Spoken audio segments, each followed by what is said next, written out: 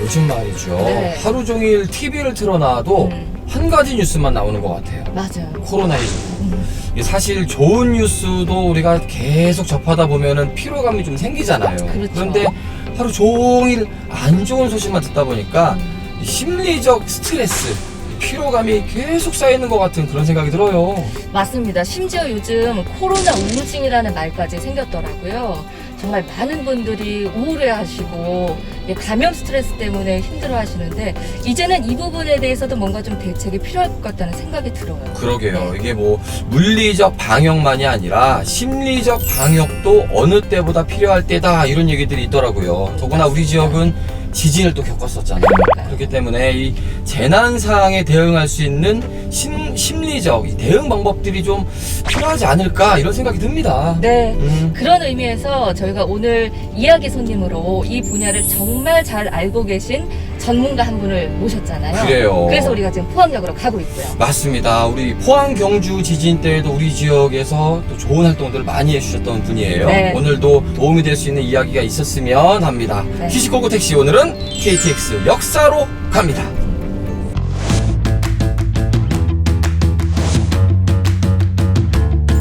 어디든 누구든 부르면 달려갑니다. 지금까지 없었던 신개념 이동식 시사 토크쇼. 우리가 몰랐던 그러나 우리가 알아야 하는 크고 작은 현안들을 콕콕 짚어봅니다. 시시콜콜 택시. 오늘의 주제는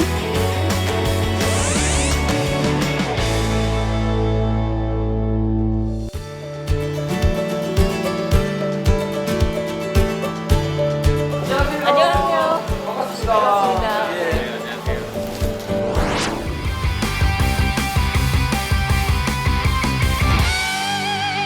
여느 때와 다르게 포항역이 조금 한산해요. 정말 네, 한산해요. 포항을 찾는 분들이 많이 없다라는 얘긴데 네. 이럴 때 어려운 발걸음 해주셔서 진짜 감사합니다. 예. 포항은 얼마 만에 다시 오시는 거예요? 제가 지난 가을 2019년 10월 달에 마지막으로 왔었고요. 그때 저희가 포항 지역에서 재난 대응 교육들을 하고 있었습니다. 그래서 그때 교육을 마치고 오늘이 첫 방문입니다. 그 전에도 본 적 있으시죠? 그 전에는 2017년에 처음으로 오게 됐고요. 또 공교롭게도 2017년에 지진이 있었죠. 그래서 그 지진과 관련한 심리 지원 활동하느라고 2017년부터 쭉 오고 있는 것 같습니다. 그래요. 알게 모르게 우리 지역의 이 비상 상황에 도움을 주시는 많은 분들이 있거든요. 네. 그분들 중에 한 분이시거든요. 네. 사실 저희가 좀 급하게 출연 요청을 드렸어요. 그러면서도 조금 죄송하다는 생각이 들었는데 요새 많이 바쁘시죠? 네, 요즘 좀 많이 분주하고요. 저는 특별히 한국심리학회 안에 코로나19 특별대책위원회가 만들어졌습니다. 그래서 그 활동을 최근에 좀 많이 하고 있고요. 또 최근에 요양시설에서 확진자들이 많이 발생을 했는데 한국재가노인복지협회와 함께 어르신들을 좀 어떻게 잘 돌볼 수 있을까에 대한 내용들도 준비하고 있습니다. 그러게요. 여러모로 바쁘신데 오늘 찾아주셨어요. 사실 우리 포항 지역은 지진 이후에 코로나까지 이중 거거든요. 요즘 밤잠 못 잔다 하시는 분들이 그러니까요. 굉장히 많으십니다. 네. 예, 뭐 어떻게 좀 대응할 수 있는지 그 이야기들을 좀 오늘 자세히 풀어드리겠습니다. 네, 뭐 얼른 택시를 모셔가지고 그래요. 이럴 때 우리가 어떤 마음을 이렇게 다스려야 할지 많이 여쭤봐야 될 것 같아요. 자, 가시겠습니다.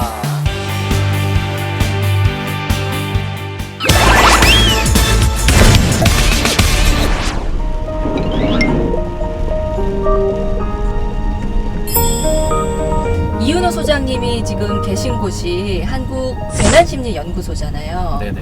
예, 이름만 들어도 벌써 뭔가 그래요. 우리한테 도움을 많이 주실 분 같은데 딱 지금 필요한. 네. 어떤 일을 하세요 거기서는? 처음에 이제 시작을 했던 건 사실 스터디 모임으로 시작이 됐습니다. 2011년에 스터디 모임으로 시작을 했었는데 그때는 제가 상담센터에서 상담을 하고 있을 때인데 제가 주로 그 당시에 많이 만났던 분들은 자살 생각이 있는 분들을 많이 만났습니다.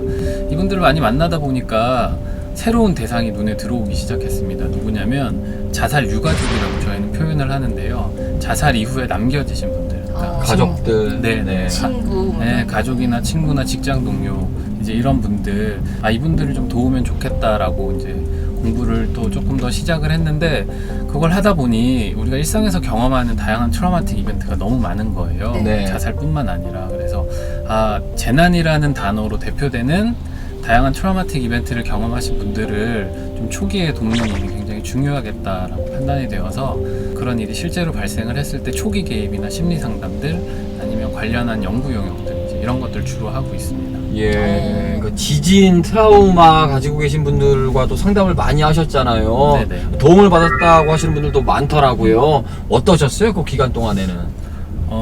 저희가 교육을 하고 딱 일주일이 지나고 나서 지진이 발생을 했거든요. 근데 놀라셨겠어요. 그렇죠. 놀라기도 했고 사실은 좀 다행이다라는 생각이 좀 들기도 했습니다. 왜냐면 그런 일이 있으라고 교육을 하는 건 아니지만 또 실제로 교육이 먼저 선행이 되어서 참 네. 다행이다라는 생각이 좀 들었는데, 흥해공고 체육관에 당시에 이재민 분들 계실 때 네. 저희가 아이들을 위한 프로그램 이제 만들어서 심리 지원 활동을 거기서 좀 했었고요. 또 그때 당시에 지역 주민들, 그러니까 이재민들에게 서비스가 많이 집중이 되어 있어서 일반 주민들한테 좀 도움이 많이 필요해 보였었습니다. 그래서 포항 아이쿱 생협에 있는 조합원들하고 또 그 인근은 지역 주민들 대상으로 하는 심리 안정화 교육이나 또 몸을 활용한 이완 프로그램, 아이들을 위한 프로그램, 이제 이런 것들을 좀 실시를 했었습니다. 반응들도 좋았겠네요.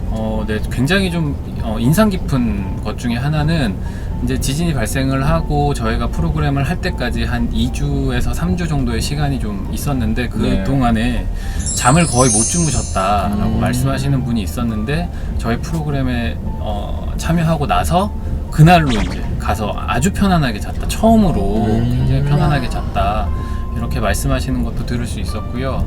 또 어떤 분은 굉장히 무채색의 옷, 그다음에 화장하지 않은 얼굴, 그리고 굉장히 무기력한 표정, 이렇게 해서 저희가 첫날 만났었는데, 시간이 지나면서 이분의 옷 색깔이 굉장히 화사하게 바뀌고 네, 표정이 바뀌고 얼굴이 밝아지는 이런 모습들을 보고 굉장히 좀 뿌듯함도 많이 느끼고 좀 도움이 많이 됐구나라는 생각들이 좀 들었습니다. 그러게요. 사실 우리가 지진을 겪으면서 뭐 물리적인 피해, 신체적인 피해에 집중을 계속 하다가 심리적인 부분을 지진을 겪으면서 이제 알게 되고, 맞아요. 방역도 시작됐잖아요. 예. 그러면서 이게 꼭 진짜 필요했구나라는 거를 느낄 수 있었던 시기였던 것도 같아요. 그 전에 오실 때하고 요즘철, 특히 우리 대구 경북 쪽에는 굉장히 또 재난이라고 할 수 있을 만큼의 걱정하시는 분들이 많은데, 오시면서 마음이 좀 다르셨을 것 같아요. 그죠? 아무래도 좀 어쨌든 마음으로 가까운 도시 중에 하나가 포항인데, 네. 이 경북 지역, 대구 경북 지역에 또 확진자들이 많이 있어서 좀 사실은 좀 무언가 기여를 하고 싶다라는 마음도 있지만 또 걱정도 많이 되더라고요. 재난이 발생을 하면, 이런 유사한 재난이 발생을 하면 저희가 빙산 효과라고 표현을 하는데요. 네. 물리적인 피해를 입은 사람이 20이라고 가정을 한다면 보이진 않지만 심리적으로 영향을 받은 사람이 80이 된다, 이렇게 이야기를 합니다. 초기에 어떤 일이 발생을 하면 모든 관심, 그다음에 복구, 자원, 이런 것들이 물리적인 부분에 포커스가 맞추어지게 되는데, 그렇죠. 사실은 심리적인 부분도 동시에 이루어져야 하고요. 그래서 사실 지금 최근에 들어서 뭐 심리적 방역이다, 이런 얘기들이 많이 나오고 있는데, 지금이라도 이런 이야기들이 좀 나오고 또 우리 사회가 이런 부분에 관심을 갖게 된 건 굉장히 큰 교훈이라고 좀 생각이 됩니다. 요즘 뭐 지금 코로나 사태가 생각보다 장기화가 되면서 점점 더 이제 이 부분 신경 쓰는 분들이 많은 것 같은데, 저만의 생각일까요? 예전에 우리가 사스도 겪었고 메르스도 겪었지만 요즘이 더 좀 사람들이 많이 불안해하는 것 같더라고요. 걱정도 많고요. 네, 그 이유가 뭘까요, 소장님? 아마 신종이라는 특성 때문에 그런 것 같아요. 그래서 지금 이 질환의 명칭도 신종 코로나 바이러스잖아요. 네. 그래서 사실은 전 세계가 지금 한 번도 겪어보지 못한 새로운 적수를 만나는 상태이거든요. 그래서 아마 많은 분들이 가지고 있는 불안이 더 클 것 같은데요. 저희가 이제 위기에 대한 특성을 설명을 할 때 이렇게 설명을 많이 합니다. 대처가 실패했다. 내가 평소에 가지고 있던 대처 방식들이 실패한 것이 위기이다 라고 설명을 하는데, 지금 신종 코로나의 경우는 대처가 없는, 아예 그러니까 실패한 게 아니라 대처가 아예 없는 새로운 적수를 만난 상태이거든요. 그렇기 때문에 아마도 국민들이 가지고 있는 불안은 더 크다고 보여집니다. 아니, 그 부분이 좀 저는 궁금해요. 그러니까 심리적으로 뭔가 타격을 받고 트라우마가 생기는 경우에는 그런 후유증들이 어떤 식으로 표현이 되는지 그 부분이 좀 궁금하거든요. 지금 같은 감염병 시기에는 사람들이 이제 일반적으로 공포와 불안 반응을 굉장히 많이 보이십니다. 네. 특별히 내가 전염될 것 같은 불안감, 아니면 경제적으로 타격을 받을 것에 대한 불안감, 아니면 외부 활동이 위축되는 것에서 오는 불안감, 이제 이런 것들이 많이 있고요. 또 하나는 정보에 굉장히 집착하게 됩니다. 내가 어떻게 해야 안전할 수 있지라는 궁금증에 있어서 정보를 아주 검색하는데 굉장히 집착하는 반응들을 보이시게 됩니다. 근데 이런 그 몇 가지 공통적으로 나타나는 반응들은 일반적으로 사람들이 감염병 시에 보일 수 있는 굉장히 자연스러운 반응입니다. 그래서 지금은 좀 불편하실 수 있겠지만 내가 큰일 났나? 내가 이러다 큰일이 나는 거 아닌가? 이렇게 생각하시기보다는 시간이 지나면 좀 좋아질 수 있겠다라는 생각들을 가지시고, 중요한 건 이럴 때 우리가 무엇을 어떻게 하느냐가 더 중요한 부분인 것 같습니다. 사실 불안해서 그런지 몰라도요. 요새는 TV에서 다양한 프로그램들이 있어도 자꾸 뉴스만 보게 되잖아요. 맞아요. 저도 그래요. 예, 그러면서 이거 어떡하나 저떡하나 이러면서 이게 스트레스를 받는 거거든요. 네. 이게 좋은 것만은 아니겠어요, 그죠? 그러니까 적시에 제공되는 정확한 정보는 사람의 불안을 낮추는데 굉장히 도움이 되는데, 반복적으로 계속해서 정보에 노출되는 것은 더 위험할 수 있고요.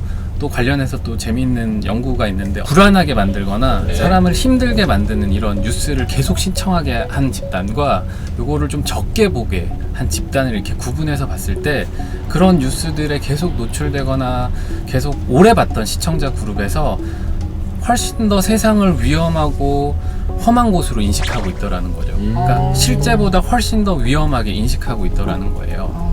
그래서 사실은 지금 같을 때 정확한 정보를 획득하기 위해서 우리가 뉴스를 보는 거 굉장히 중요하지만, 시간을 정해놓고 뉴스를 보시거나 아니면 그 정보의 정확성도 굉장히 중요하기 때문에 네. 지금 나오는 정보의 출처가 어디인가, 그리고 그것이 과학적으로 입증된 정보인가, 이런 것들을 반드시 확인하실 필요가 있고요. 지금 같은 상황이라면 아마 질병관리본부나 중앙재난대책본부에서 나오는 정보가 아마 가장 정확한 정보라고 보여집니다. 그래서 그런 것들을 잘 사용하시는 것도 굉장히 도움이 되는 방법이 될 수 있을 것 같습니다. 네. 요즘 가짜 뉴스도 너무 많아서 그것도 또 열심히 사람들이 퍼다 날르고 맞아요. 이런 경우도 많아서 좀 조심을 해야 되긴 해요. 그래요. 소장님, 다양한 뉴스들이 워낙 많이 나오잖아요. 하루에도 뭐 물밀듯이 맞습니다. 쏟아지고 있잖아요, 요새는. 특히 우리가 뭐 진단 기술은 세계에서 그래도 제일 잘하는 강국이다, 방역도 뭐 선진화돼 있다라고 하는데, 이게 질본에서 이야기하는 부분들을 우리가 어디까지 믿어야 되는지, 이런 불안감들도 사실 지금 있는 게 사실이에요. 이 부분은 어떻게 보고 계세요? 저희가 과거에 사스와 메르스 사태를 거치면서 얻은 교훈들이 굉장히 많이 있습니다. 그래서 그때 저희가 경험했던 시행착오들을 바탕으로 질병관리본부에서 매뉴얼을 새로 만들었는데요. 굉장히 그 세계 각국의 좋은 자료들을 많이 모아서 만들었고요. 지금은 그 매뉴얼에 따라서 대응을 하고 있습니다. 그래서 저는 개인적으로 굉장히 신뢰로운 정보이고, 그 매뉴얼에 따라서 정부가 잘 대처하고 있다, 이렇게 좀 보여집니다. 다른 나라들과 비교했을 때도 그런 이 말씀드린 주제에 대한 수준은 우리나라가 그래도 굉장히 잘 되어 있는 시스템이군요. 네, 그렇죠. 저도 아이를 키우다 보니까 뭐 지진 났을 때도 그렇고 아이가 너무 놀라서 그게 더 걱정이 되더라고요. 그렇죠. 예. 이럴 때 뭐 아이들이나 혹은 이제 어르신들 계신 집에서는 어떻게 좀 더 신경을 써주면 좋을까요, 소장님? 네, 실제로 저희 그 포항 지진 당시에도 아이들을 키우는 어머니들의 걱정이 굉장히 컸거든요. 네. 먼저 아이들의 경우라면 감염병이 무엇인지를 아이들의 눈높이에 맞게 잘 설명해 주는 것이 필요합니다. 그래서 최근에 인터넷에 보면 뭐 만화로 아이들한테 설명해 주는 영상들도 많이 나와 있거든요. 그래서 아이들의 눈높이에 맞게 지금 감염병이 무엇이고 또 그래서 내가 내 몸을 보호하기 위해서 무엇을 해야 되는지 잘 좀 설명해 줄 필요가 있고요. 또 아이들도 분명히 불안 같은 것들을 느끼거든요. 네. 그러면 아이들은 어떻게 느끼는지를 좀 잘 듣는 것이 필요합니다. 그래서 수용적인 태도로 아이들이 어떻게 느끼고 있는지를 좀 잘 부모님들이 양육자들께서 잘 들어주시는 게 필요하고요. 노인분들의 경우라면 정보를 획득하는 루트가 굉장히 제한적일 수도 있거든요. 그렇죠. 그렇기 때문에 관련된 정보를 충분히 제공해 드리는 것이 좀 필요하고요. 사회적인 연결이 끊어지는 것에 대한 불안을 또 많이 호소하신다고 말씀드렸기 때문에 다양한 방식의 연결감을 느낄 수 있도록 해드리는 것. 그래서 뭐 자녀들이 열심히 전화를 한다거나 아니면 주변의 친구분들과 열심히 통화를 할 수 있도록 한다거나 이제 이런 것들이 좀 필요할 것 같습니다. 결국에는 조금 더 관심 있게 가족들을 지켜보는 방법이 제일 큰 방법 중에 하나가 되겠네요. 네.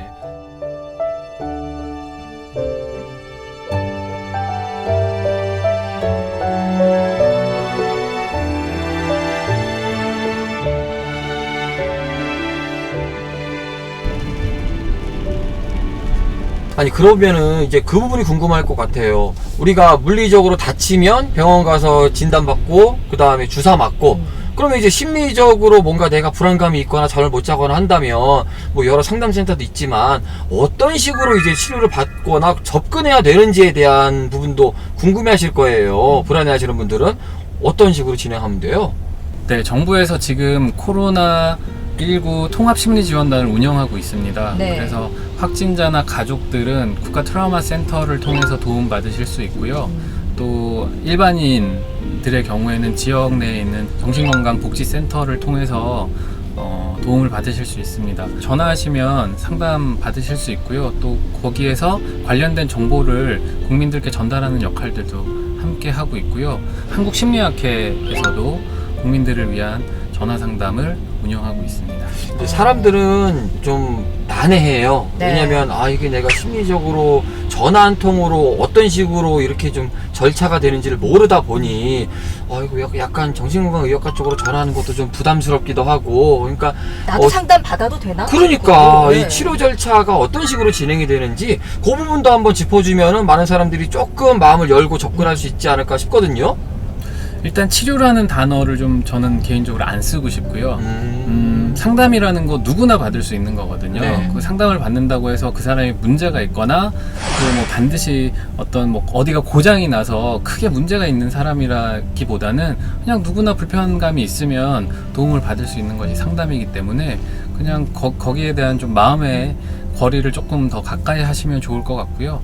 일단 전화하셔서 내가 어떤 것이 불편하다라고 말씀하시는 것이 첫 번째가 될 것 같습니다. 그러면 어떤 얘기들을 해주세요? 일단 전화를 하시면 저희가 정부에서 이렇게 정보를 제공해 드리는 건 굉장히 제한적일 수 있거든요. 네. 네. 그리고 그것이 개인에게 딱 맞지 않는 방법일 수도 있어요. 그래서 전화를 하시면 상담사 분들하고 이야기를 나누시면서 본인이 지금 가지고 있는 마음의 불편감도 좀 많이 덜어내실 수 있고요. 도움이 될 만한 어떤 구체적인 방법들을 같이 이야기 나누거나 또 연습해보는 전화이지만 또 그런 것들을 뭐 간단한 방법들은 연습을 해볼 수도 있거든요. 그래서 그런 좀 더 나한테 맞는 구체적인 도움들을 좀 받으실 수 있으실 것 같습니다. 요즘 뭐 코로나로 인해서 네. 확진자분들도 그렇고 또 의심되시는 분들도 그렇고 자가격리 하시는 분들이 많잖아요. 그러니까 네. 집안에 있다라는 거, 특히나 내가 질병이 있다 혹은 있을지도 모른다, 여기서 오는 심리적 스트레스도 굉장히 클 것 같거든요. 그럴 것 같아요. 어떻게 보세요, 선생님? 자가격리 되시는 분들의 스트레스도 굉장히 높죠. 왜냐면 일단 격리가 되어야 하는 네. 거잖아요. 그렇기 때문에 관계가 단절되고 물리적으로도 단절되는 관계들을 가질 수밖에 없는데 요 시기에 중요한 건 사실은 그 규칙적인 생활을 잘 하시는 것이 굉장히 중요합니다. 격리되었다고 해서 평소에 가지고 있던 어떤 바이오리듬이 깨질 만한 행동들을 하시는 건 회복되는데 별로 도움되지 않거든요. 그렇기 때문에 규칙적인 생활들을 좀 하시고 그 안에서 본인을 좀 돌보는 행동들을 많이 하시면 좋을 것 같아요. 그래서 뭐 예를 들면 독서를 좋아하시는 분이라면 독서를 좀 많이 하시거나 아니면 난 운동을 좋아한다. 근데 나갈 수가 없다. 네. 라고 하면 어쨌든 집 안에서 본인이 좀 할 수 있는 그 운동 방법이라든지 이런 것들을 좀 찾으셔서 그 안에서 본인을 돌보는 행동들을 좀 많이 하시는 것이 좀 필요할 것 같네요. 좀 집 밖에 나가는 걸 좋아하는 분들한테는 진짜 많이 힘들 것 같기는 한데 이 안에서 또 좋은 방법을 찾아야겠네요. 근데 또 지금 대구 경북 지역에서 이 코로나19 확진자가 굉장히 많이 나왔잖아요. 지금 전체 확진자 수의 90%에 그래요. 달하고 있어서 다들 걱정들이 많은데 이런 경우라면 다른 지역과는 좀 더 다르게 대구 경북 지역에만 이렇게 뭔가 지역 맞춤형으로 심리 방역이 이루어져야 하지 않을까라는 생각도 들거든요. 그런 거 필요할까요? 지금은 지역 맞춤형보다는 모든 자원을 총동원해서 이 지역에 좀 도움을 제공하는 게 필요할 것 같아요. 재난이라는 건 내가 가지고 있는 능력을 벗어나는 정도의 굉장히 큰 규모의 사건들을 얘기하는 거거든요. 그래서 사실 지금 대구 경북 지역에 있는 정신건강 전문가 선생님들도 사실은 당사자일 수 있거든요. 네. 그렇기 때문에 지금은 초기 단계에서는 외부에 있는 많은 전문가분들이 투입이 되어서 지역이 빨리 회복력을 가질 수 있도록 돕는 게 1번이고요. 그 다음에 해야 되는 건 자연스럽게 지역의 그 회복력을 활용해서 지역이 가지고 있는 원래 자원들을 통해서 회복될 수 있도록. 왜냐하면 저희가 지금 초기에는 외부에서 도움들이 많이 제공되지만 이 네. 도움들이 계속 제공되기에는 어렵거든요. 그리고 그렇게 의존적으로 만드는 것도 건강한 방식은 아닙니다. 그래서 초기에는 외부에서 도움을 제공하지만 장차 장기적으로 봤을 때는 지역이 가지고 있는 힘으로 다시 회복될 수 있도록 돕는 방식들이 좀 필요할 것 같습니다. 예를 들자면 어떤 게 있을까요? 혹은 뭐 그런 것들을 좀 잘 만들어 갖고 좀 이겨냈던 그런 사례들을 좀 알아볼 수 있을까요? 2017년부터 19년까지 이 경북 영남 지역, 특히 포항과 경주 지역에서 재난 대응 역량 강화 사업을 했다고 말씀드렸는데 그때는 저희가 그러니까 서울에 있는 외부에 있는 저희가 와서 이제 도움을 제공하는 역할을 했었습니다. 근데 지금 저희가 그 사업이 끝나고 나서 어떤 일들이 발생을 했냐면 어떤 일이 생겼냐면 경주와 포항 아이쿱 생협 조합원들을 중심으로 재난을 대응하는 그 팀이 만들어졌습니다. 네. 그래서 이분들이 자체적으로 교육을 실시하고 그런 일이 발생을 하면 먼저 조합원들의 어떤 마음의 건강을 묻는 활동들을 스스로 하기 시작을 했습니다. 그래서 사실은 이거 굉장히 좀 모범적인 사례라고 볼 수 있는데 초기에는 저희 외부의 도움들을 받아서 시작을 했지만 지금은 지역 주민들이 중심이 되어서 오히려 이 안에서 지역 주민들을 양성하고 또 유사시에 이분들이 스스로 대응할 수 있는 사례가 만들어진 거거든요. 그래서 굉장히 좀 저희가 의미 있게 봐야 되는 사례가 아닌가 생각이 듭니다. 그러면은 이번에 이 코로나 사태 이후에도 그런 활동들이 또 필요하겠네요. 네, 지금 잘 준비가 된다면 충분히 가능하다고 봅니다. 이런 대책 부분에 대한 이야기가 나오면서 저도 들은 얘기인데요. 그 미국의 질병통제예방센터에 합동정보센터라는 게 있다고 이 모델을 좀 들여오는 게 좋다 이런 얘기를 들었거든요. 실제로 도입이 된다면 도움이 될까요? 합동정보센터는 지금 우리나라로 치면 중앙재난대책본부 정도가 될 수 있을 것 같아요. 네. 근데 가장 큰 차이라면 거기에는 굉장히 다양한 사람들이 모여서 함께 협업을 하고 있는 구조라는 것이죠. 그래서 허리케인 카트리나 때를 본다면 지역 주민에 대한 어떤 욕구조사나 이런 것들을 빨리빨리 해서 그분들에게 맞는 정보를 제공하거나 필요한 도움들을 바로바로 제공했다라는 게 가장 큰 차이가 될 수 있을 것 같은데 다양한 직군의 사람들이 모두 참여하는 것이 좀 필요하지 않을까. 지금 방역 대책에 있어서 물론 의료 전문가가 1번으로 들어가지만 사실은 심리 전문가라든지 아니면 이 메시지를 중요한 메시지를 어떻게 전달할 것인가 소통에 대한 전문가나 언론에서 이걸 어떻게 다루어야 하는가 그러니까 언론 전문가라든지 이런 다양한 사람들이 함께 모여서 초기 대응을 함께 해야 된다는 것이죠. 여러 전문가들이 초기부터 같이 협업을 해나가면서 대응하는 것이 훨씬 더 효과적이라는 이야기가 되겠죠. 근데 이게 자연재해하고는 또 다른 게 감염병이 유행을 하면 감염자나 특정 감염 지역에 대한 혐오가 생기기도 한다. 맞아요. 참 속상하죠. 네, 너무 속상한데 근데 뭐 이런 현상도 우리가 자연스러운 거다라고 그냥 받아들여야 할지, 아니면 정신건강 측면에서 이것도 뭔가 좀 관리를 해야 되는 부분이라고 생각을 해야 될지 잘 모르겠더라고요. 어떤가요, 소장님? 자연재해와 인재의 가장 큰 차이라고 본다면 자연재해는 우리가 책임을 물을 곳이 없습니다. 눈이 많이 오거나 비가 많이 오는 것에 대해서 어디에 책임을 물을 곳이 없어요. 그냥 복구만 잘 하면 됩니다.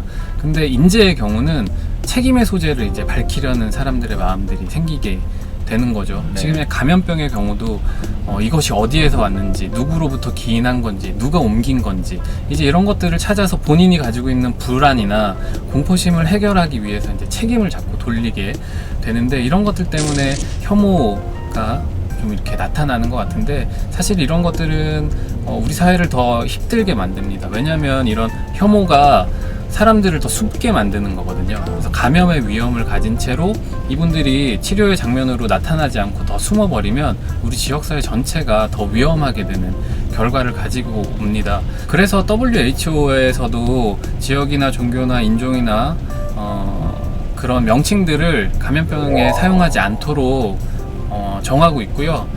또 우리나라에도 감염병 보도 준칙이라는 게 있습니다. 그 준칙을 보면 WHO와 동일한 기준들을 분명히 제시를 하고 있는데, 초기에 많이 지켜지지 않았던 것이 조금 아쉬움으로 남습니다.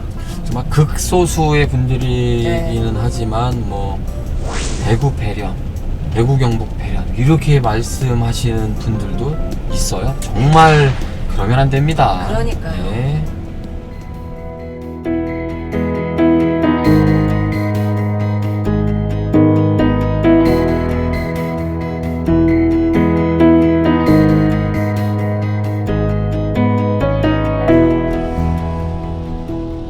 요즘 보면 참 고맙지만 네. 또 미안하다라는 마음이 드는 분들이 계세요. 현장에서 뛰고 있는 의료진들. 맞습니다. 이분들도 굉장히 신체적으로도 그렇지만 심리적으로도 얼마나 힘들겠다. 힘들까요? 그러게요. 네. 생각이 들거든요. 어떻게 보고 계세요? 네, 사실 저도 굉장히 많이 걱정되는 부분이 지금 초기 대응 업무를 하시는 의료진들과 관련 공무원들, 봉사자분들인데요. 네. 일단은 신체적으로 잘 쉴 수 있도록 해드리는 게 1번인데, 지금 너무 상황이 급박하다 보니 이분들이 신체적으로 잘 쉬지 못하는 것이 일단은 가장 좀 걱정되고 우려스러운 부분이고요. 또 하나는 심리적인 부분의 영향인데, 이분들 최일선에서 굉장히 여러 상황들을 마주하기 때문에 그것들이 주는 영향들이 굉장히 크고요. 또 하나는 대구 지역 내지는 경북 지역에 계신 분들은 아까 말씀드린 것처럼 이분들이 치료자의 역할도 하지만 당사자이기도 하시거든요. 그 지역의 지역 주민이시거든요. 네. 그렇기 때문에 이분들의 심리적인 지원을 해드리는 것도 굉장히 중요한 부분입니다. 그래서 지금 한국심리학회와 국가 트라우마 센터가 초기에 투입되어 있는 의료진들에 대한 심리 지원을 같이 지금 계획하고 있습니다.